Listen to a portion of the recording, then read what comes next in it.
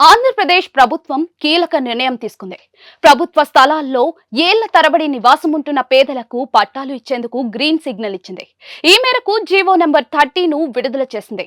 పట్టా పొందాలనుకునే వారు గ్రామ వార్డు సచివాలయాల్లో దరఖాస్తు చేసుకోవాలి. అధికారుల పరిశీలన అనంతరం అర్హత పొందిన వారికి పట్టా మంజూరు చేయనున్నారు. 2019 అక్టోబర్ 15 నాటికి గ్రామీణ ప్రాంతాల్లో బీపీఎల్ కింద ఉన్న కుటుంబాలు అభ్యంతరం లేని ప్రభుత్వ స్థలాల్లో స్వయంగా ఇల్లు నిర్మించుకున్న వారు ఈ అవకాశాన్ని పొందవచ్చు.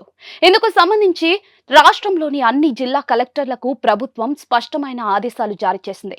కలెక్టర్లు, తహసీల్దార్లు, వీఆర్ఓలు, సర్వేయర్లతో కలిసి సర్వే నిర్వహించి అర్హులను గుర్తిస్తూ ఉన్నారు. ఈ పథకం ద్వారా పట్టణాల్లో 2 సెంట్లు, గ్రామీణ ప్రాంతాల్లో 3 సెంట్ల స్థలం అర్హులకు కేటాయించనున్నారు. జీవితంలో ఒక్కసారి మాత్రమే ఉచితంగా ఇంటి పట్టా ఇచ్చే విధానాన్ని ప్రభుత్వం రూపొందించింది. ఈ పథకానికి అర్హులుగా ఎవరు పరిగణించబడతారో ప్రభుత్వం స్పష్టమైన గైడ్ లైన్లు రూపొందించింది.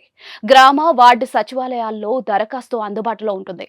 దరఖాస్తుకు Aadhaar card, current bill, ration card, ఇతర అవసరమైన పత్రాలు జత చేయాలి.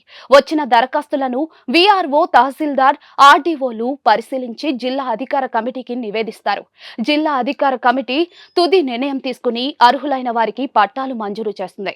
ప్రభుత్వం అందించిన ఈ అవకాశాన్ని వినియోగించుకోకుండా దరఖాస్తు చేసుకుని వారు భవిష్యత్తులో ఆ స్థలాలపై హక్కు కోల్పోతారు.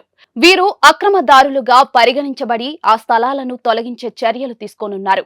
అందుకే అభ్యంతరం లేని ప్రభుత్వ స్థలాల్లో ఇల్లు నిర్మించుకున్న వారు తప్పకుండా దరఖాస్తు చేసుకోవాలని ప్రభుత్వం సూచిస్తోంది.